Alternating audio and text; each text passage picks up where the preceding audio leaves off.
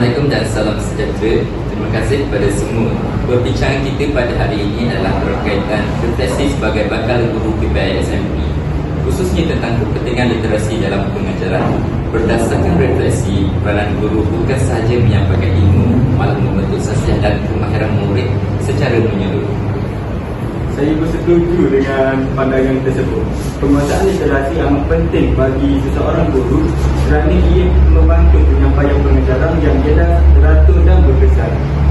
Guru yang menguasai literasi mampu menggunakan bahasa yang tepat serta menjadi contoh teladan kepada murid, terutamanya dalam aspek membaca, menulis dan berfikir secara kritis.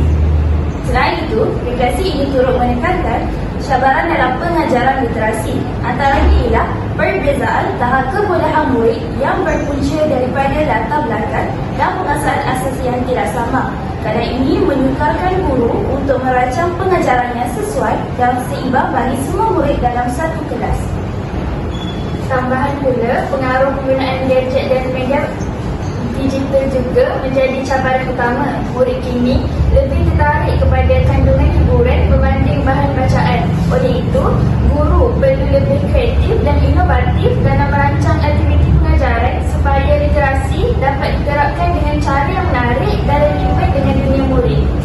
Jadi, sebagai langkah penambahbaikan, refleksi ini mencadangkan agar guru mengenal pasti tahap penguasaan murid melalui ujian diagnostik dan pemerhatian. Pengajaran berpusatkan murid juga perlu diterapkan supaya murid lebih aktif, manakala guru bertindak sebagai fasilitator. Aktiviti seperti perbincangan, kumpulan dan lakonan dapat menjadikan pembelajaran lebih menyeronokkan dan interaktif.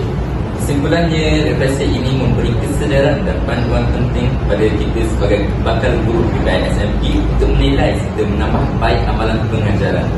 Pengalaman latihan perguruan akan membentuk sikap profesional, beretika dan komited demi melahirkan guru yang berkesan serta menyumbang kepada kecemerlangan pendidikan negara.